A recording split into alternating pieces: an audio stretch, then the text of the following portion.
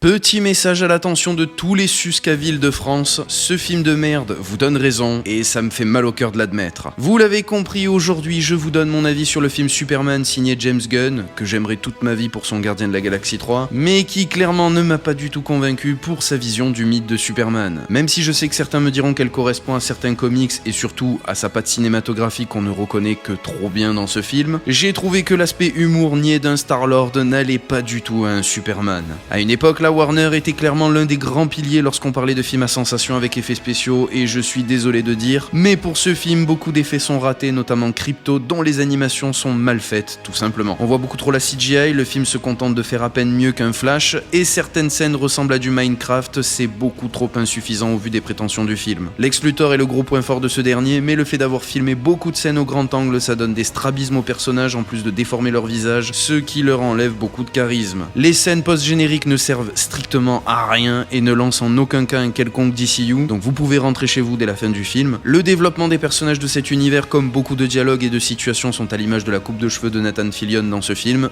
ringard. Je suis dégoûté parce que j'étais déterminé à aimer ce film, peut-être un peu trop, mais au final grosse déception. Maintenant je rentre dans la partie spoil, donc dégage si tu veux rien savoir. Je fais partie des gens qui n'ont pas apprécié le fait qu'une Rey Skywalker puisse se contenter de fermer les yeux 5 secondes et qui juste après ça fout une déculottée sans aucun entraînement à l'un des Jedi les plus puissants de sa génération. Je fais aussi partie des gens qui n'ont pas apprécié le fait qu'un Batman qui pendant 2 heures de film souhaite tuer un mythe et qui soudainement veut devenir frère de cœur avec celui-ci parce que Martha. De ce fait, quand je vois un Superman qui se fait mettre une branlée pendant 2 heures de film par un Ultraman et qui juste en citant une phrase de son ennemi, plus petit bombage de torse, se met tout d'un coup à lui mettre la misère. De même que ce chien détestable qui n'écoute jamais Superman et qui juste après la fameuse phrase comprend directement ce qu'il faut faire après un sifflement. Je suis désolé, mais je ne peux pas défendre ce film, c'est impossible. En fait, dans l'univers d'ici, si tu dis Martha ou le cerveau plus fort que le muscle, tu deviens un monstre. Bref, je suis désolé d'être médisant, le film mérite quand même d'être vu, vous devez faire votre propre avis, il a quand même des qualités indéniables, que je cherche encore. Non, je déconne, il a vraiment des qualités, notamment le fait que James Gunn a une manière bien à lui de parler de sujets qui le touchent, comme certains conflits qui touchent notre terre à nous actuellement, et ça c'est maîtrisé. Mais voilà, pour un mec qui me demande de regarder haut dans le ciel, bah tout ce que je vois c'est un slip rouge qui vole à peine plus haut que le T-Rex trisomique du dernier Jurassic World, et ça fait mal. Sur ces tristes paroles, c'était Petit Thanos, je vous fais des bisous,